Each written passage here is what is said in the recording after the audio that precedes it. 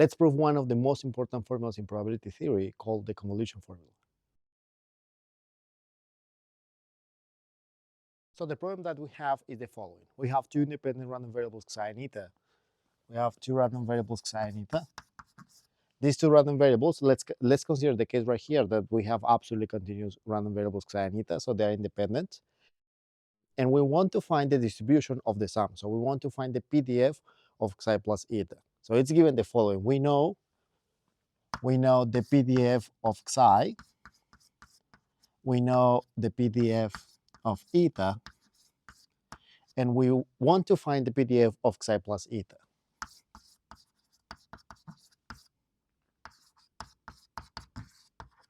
All right? So, for example, using this, we can prove that the sum of two independent random variables with normal distribution also have normal distribution, or that the sum of two random variables with gamma distribution also have some gamma distribution, and so on. Okay, so this is a very important formula. Now, for computing this probability density function, so the PDF of xi plus eta, we need the formula that we're talking about, right? The convolution formula. So let me write it right now, and then we're going to prove it. So the formula states the following, that the PDF of xi plus eta in z is given by the integral from minus infinity to plus infinity of the PDF of xi in x times the PDF of eta in z minus x dx. So this is what we call the convolution formula.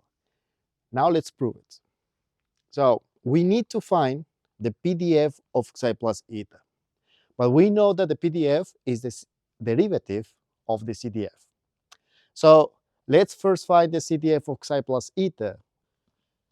CDF of xi plus eta, say in the point u. Okay? So we know that the CDF of xi plus eta, this is just the probability that the random variable xi plus eta is less or equal than u. It's probability that xi plus eta is less or equal than u. Okay? And now we have to understand how to compute this. So we have two different methods to find this probability, depending on whatever we have. So if we know the PDF of xi plus eta, then on one hand, this is going to be equal to the integral from minus infinity to u of the PDF of the random variable xi plus eta in z.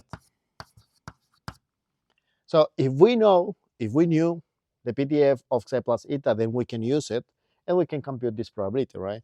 But this is what we are looking for. So let's use a different method. So look, what do we have to notice right now?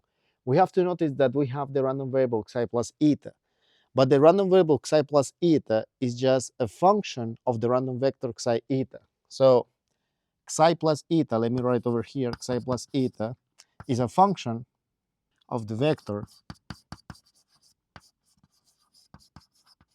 xi eta. So xi plus eta is a function of the vector xi eta. The function, we can call it f.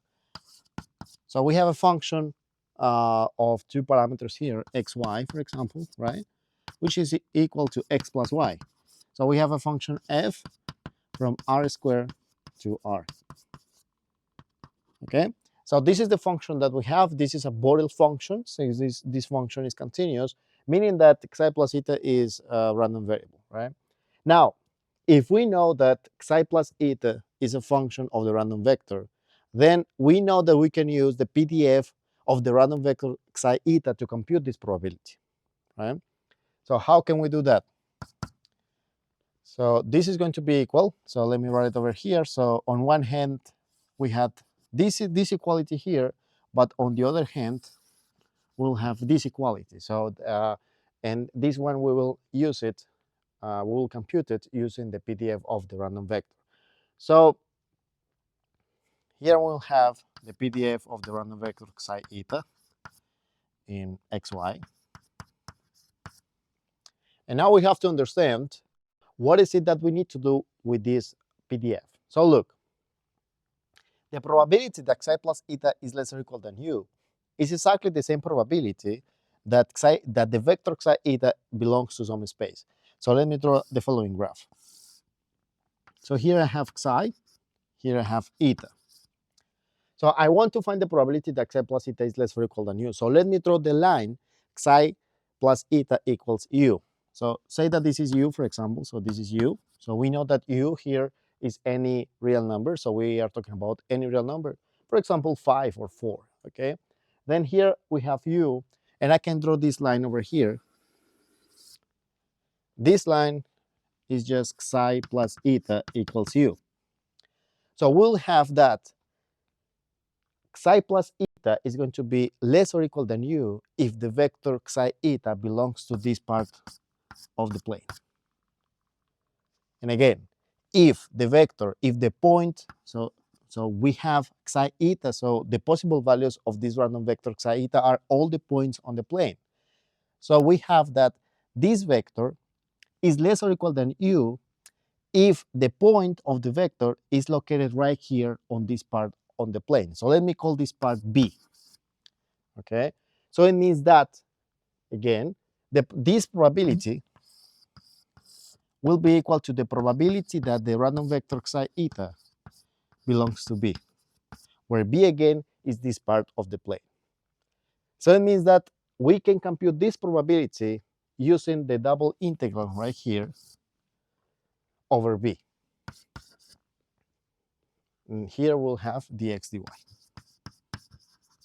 So these are the two different formulas that I have that I know for computing this probability. The one that I need by now is this. So look, what do we do next? So we have B. So what is B? So what do we have that what is B? So B is the following. So let me write it here. So we have the double integral. And we have that B is the space such that x plus y is less or equal than u, right? So here we have that x plus y is less or equal than u. X here is the variable representing psi, y is the variable representing eta. And here again, we have the PDF of the random vector psi eta. But what do we know about psi eta? We know that psi and eta are independent random variables. So it means that the PDF of the random vector psi eta is going to be the product of the PDF of psi times the PDF of eta. So here I can write the PDF of psi in x times the PDF of eta in y, dx dy. This is since we have independence of the random variables. Now the next step is to do the following. We have to change the variables. So let me call x plus y. This is going to be s. Okay, x plus y is going to be s. And x is going to be t. Okay, so I'm going to change the variables of this integral so that it's better for me, so that it's going to be easy for me to write bounds for the integral. So since we have that s equals x plus y and x equals t, then we have again, so here we have that x equals t, and then y equals s minus t. So we'll have that instead, right here, instead of writing x, I'm going to write t.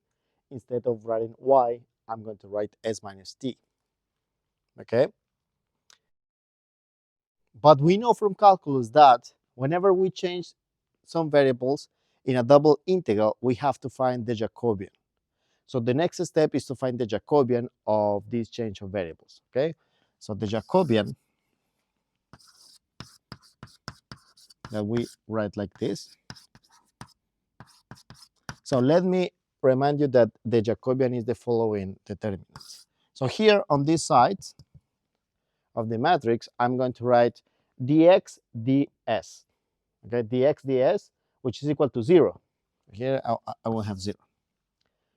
Then here I will have dx dt, which is equal to 1.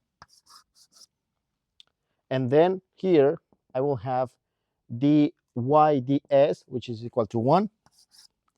And finally, right here, I will have dy dt, which is equal to minus 1.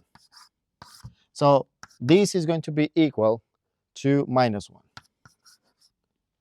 So the determinant is equal to -1, but the Jacobian, so what we need to write over here, so the Jacobian is going to be the absolute value of that. So we take the absolute value of this, which is equal to 1. So finally, I can change the variables, and I can write that this is equal to the following. So this will be equal, and let me write it like this. So I will have first, let's write the values for x plus y, so for s. So s goes now from -infinity to u. From -infinity to u, we have -infinity to u. And x goes from -infinity to +infinity.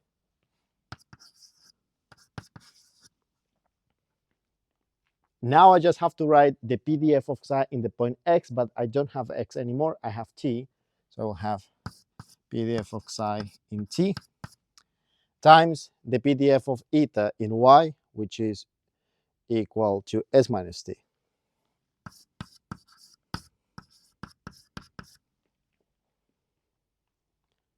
And I can write the TDS.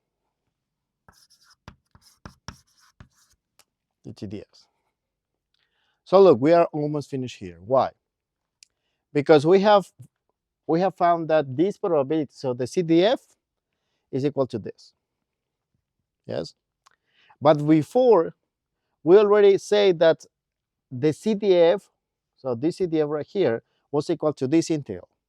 So as you can see here, I have the integral from -infinity to u of some function dz, in this case dz, right? But I have again the integral from -infinity to u of this function. And right here, I have again the integral from -infinity to u of some other function ds, okay? So we can change dz, ds, is not important, right? The point is that here, since we have these equalities, then we get that this right here, this integral, this has to be the PDF of psi plus eta in the point S. So this has to be the PDF of psi plus eta in S.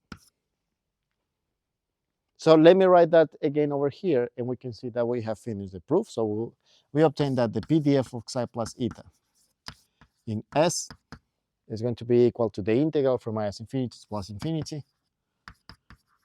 of the PDF of psi in the point T, the PDF of eta, the point S minus T,